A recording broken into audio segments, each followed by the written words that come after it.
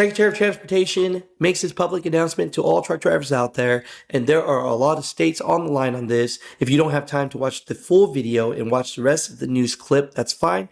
I want to give you this finding that he just put out. On July 15th of 2023, Washington State issued the driver a regular full-term commercial driver's license. So it was not California, it was Washington State that did it.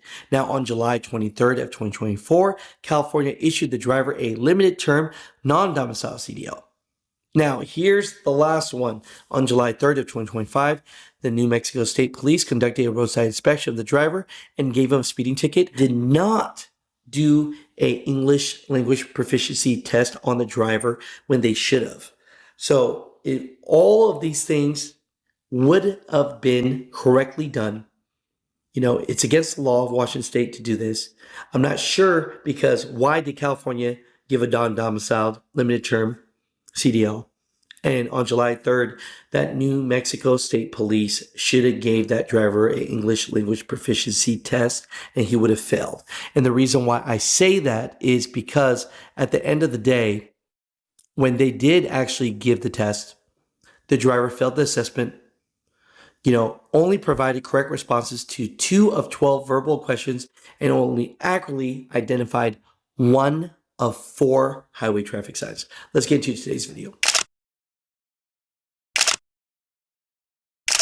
What's going on, mother truckers? Let's get into these topics today.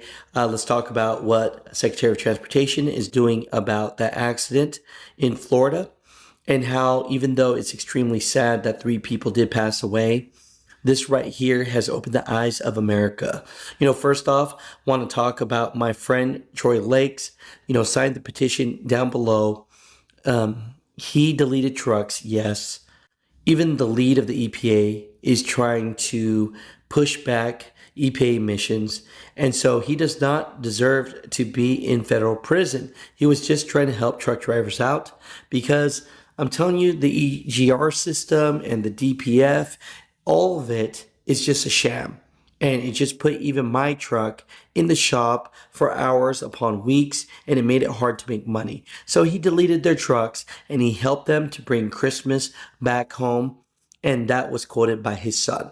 Now, here's the thing. Even Wyoming House Speaker states Trump should pardon him right now. The punishment does not fit the crime. He was treated differently than others who were doing the same thing. So petition down below. Now, let's get into this one right here as well.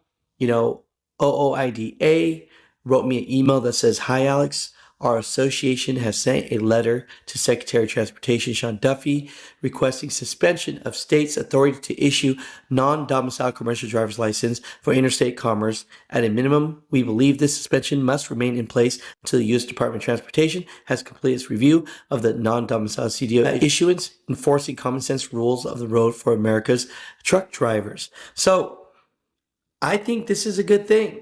And here's the thing why, right? When we go back to what happened with that U-turn, we know that driver came here illegally. We know that from investigation, it stated that he, yes, got a CDL from California, but there's much more to this right here. And I'm going to get this right here.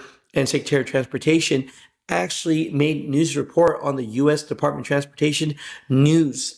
So here it is. Secretary of Transportation Sean Duffy says, Trump's transportation secretary announces investigation in deadly Florida trucking crash, shares preliminary findings. This was Tuesday, August 19th. So this is an update here, right? U.S. Secretary of Transportation Sean P. Duffy today announced the Federal Motor Carrier Safety Administration, FMCSA, has launched an investigation into the recent deadly Florida highway crash. The investigation will focus on driver involved in the crash, the motor carrier, Whitehawk Carriers, Inc. Preliminary results of the investigation have found when interviewed, the driver did not speak English, and both Washington State and New Mexico violated FMCSA rules. So 2 other states violated rules. Let's get into what this was, right? During FMCSA's interview with the driver, investigators administered an English language proficiency ELP assessment in accordance with FMCSA's new guidance. The driver failed the assessment, providing correct responses to just 2 of the 12 verbal questions and only accurately identifying 1 of 4 highway signs. Did you hear that? 1 of 4 highway traffic signs was all this driver was able to identify. How scary is that? Additional preliminary findings include on July 15th, 2023, Washington State was the one that issued the driver a regular full-term commercial driver's license, CDL. Asylum seekers or individuals without legal states are not eligible for this type of license. Now, on July 23rd of 2024, California issued the driver a limited term non-domicile CDL. FMCSA investigated the issuance of this license to determine whether it was issued in accordance with federal regulations. Now, here's the kicker here with the new EO when it comes to English proficiency test, right? On July 3rd of 2025, the New Mexico State Police conducted a roadside inspection of the driver and issued a speeding ticket. There was no indication that issued a speeding ticket, but there is no indication that an ELP assessment was even administered.